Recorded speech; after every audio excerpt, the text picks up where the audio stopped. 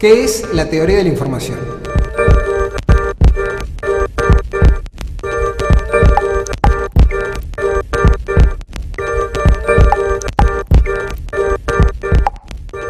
La teoría de la información es una disciplina que se ocupa de cómo almacenar y transmitir información entre dispositivos. Esencialmente buscamos cómo representar algún tipo de información mediante secuencias de unos y ceros. Esos unos y ceros se denominan bits y es lo que utilizan las computadoras para representar cualquier tipo de información. Letras, números, sonido, imágenes. Una de las grandes áreas de investigación es la compresión de datos, donde buscamos representaciones que utilicen pocos bits para la información que nos interesa. De esa forma la podemos transmitir rápidamente o almacenarla en poco espacio de un disco rígido o de un CD. Toda esta teoría nació en el año 1948 con una publicación de Claude Shannon de los laboratorios Bell en Estados Unidos.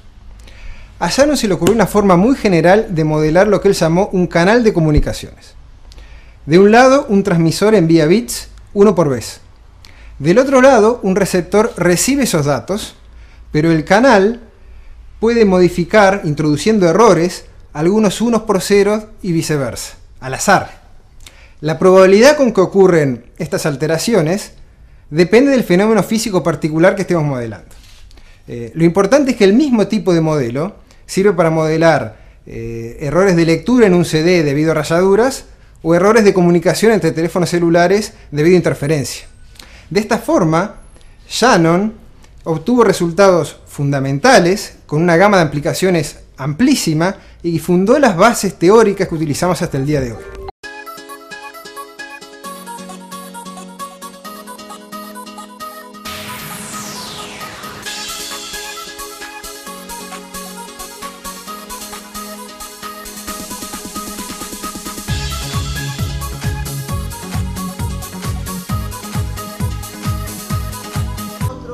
La compresión de datos es el proceso de reescribir un archivo de forma que ocupe la menor cantidad de bits posibles, conservando la información de interés del archivo. Estos archivos pueden ser una imagen, una canción o simplemente texto. Por ejemplo, el formato MP3 logra comprimir más de 10 veces lo que sería una canción sin compresión, y así podemos almacenar muchas más canciones en un DVD o en un reproductor de MP3. Lo que normalmente se hace es encontrar ciertos patrones de repetición o redundancia, como le llamamos nosotros, de estos archivos y de esa forma poder eliminarla. Por ejemplo, para un archivo de texto en español, los caracteres, las letras, aparecen con diferente frecuencia.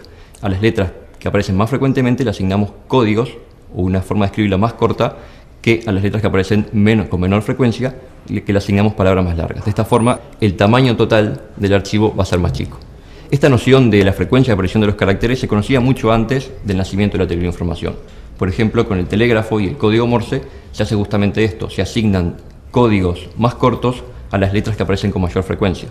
Por ejemplo, la E es la letra más frecuente del inglés y del español y tiene un código más corto que la Z, que es una letra menos frecuente. Esta noción de diferente cantidad de letras y diferente frecuencia de aparición ya se conocía con las antiguas imprentas de tipos móviles. Estas imprentas tenían cajones donde se guardaban cada una de las letras, donde había más espacio para guardar letras E, pues aparecían con mayor frecuencia y no se podían quedar sin letras E al armar una hoja. Hoy en día, los algoritmos que realizan la compresión de datos no tienen una tabla fija como utiliza Morse, sino que analizan los datos y encuentran con esas redundancias. De esta forma se pueden codificar archivos que son texto, una imagen, audio o una planilla de cálculo, y de esta forma logran comprimir cualquier archivo sin saber el tipo de información que hay dentro.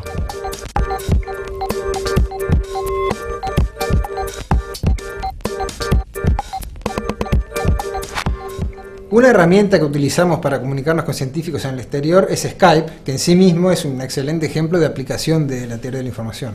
Por ejemplo, acá tenemos a Marcelo Weinberger hablando con nosotros desde Hewlett Packard. Aquí en el laboratorio de la empresa Hewlett Packard investigamos la teoría de la información y sus aplicaciones. Y una aplicación fundamental es en el procesamiento de imágenes, por ejemplo, para comprimirlas o quitarle ruido.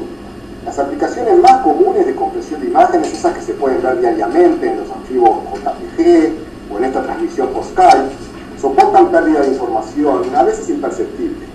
Pero hay aplicaciones más especializadas, ya sean imágenes espaciales, imágenes médicas o imágenes que serán reprocesadas, en que es necesario evitar pérdidas irreparables. Fue en este tipo de aplicaciones que pensamos Cuando 3 uruguayos trabajando aquí diseñamos un algoritmo de compresión de imágenes sin pérdida, el LocoI, para uso en impresoras y otros productos de la empresa. Hoy LocoI es un estándar internacional y científicos de la NASA lo han utilizado para comprimir las imágenes más valiosas tomadas por robots desplegados en Marte para investigar la superficie de ese planeta. La idea central es crear un modelo matemático que determine cuán probable es que cada punto de la imagen tome cada posible valor de luminosidad o color. La misma idea se puede usar en la operación de quitar ruido, por ejemplo, de una imagen. Con un modelo matemático de cómo se introdujo ese ruido, podemos inferir cómo se vería la imagen sin ruido. Así nació nuestro algoritmo TUF.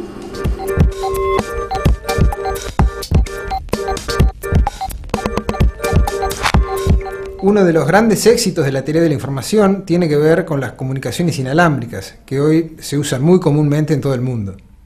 A veces las teorías parecen muy abstractas y sin embargo realmente influyen en nuestra vida cotidiana. Fíjense que hace 20 años la mitad de la población mundial nunca había hecho una llamada por teléfono, nunca había usado un teléfono en su vida. Y ahora, en la mayoría de los países, incluyendo varios del África, hay más teléfonos que personas, incluyendo por supuesto los fijos y los móviles. Ustedes dirán, no se precisó la teoría de la información para que existiera el teléfono. No, pero no se sabía hasta dónde se podía llegar, porque no estaba en estado científico ese conocimiento. Se pudo saber que los cables telefónicos, los cables de cobre que llegan a nuestras casas, permitían mandar señales en mucho más cantidad que la señal del habla. Y gracias a la compresión de señal, se puede llegar a transmitir hasta video en movimiento a través de esos viejos cables telefónicos, nuestra querida invención. Y después, claro, se empezó a aplicar a la transmisión inalámbrica en forma muy intensa, a aplicar esa capacidad de recuperar señal en el ruido, y eso ha permitido una difusión de las comunicaciones, tanto de voz como de internet como de datos, prácticamente universal, en la que queremos seguir avanzando. La información digital que manejamos a diario está creciendo todos los días. Un ejemplo clarísimo son las cámaras de fotos y de video digitales, que desde que surgieron estamos generando volúmenes de información digital abrumadores. Sí, por ejemplo, en Internet, en YouTube, se suben unas 20 horas de video por minuto, y es algo que viene creciendo año a año. La cantidad de información que se sube es enorme.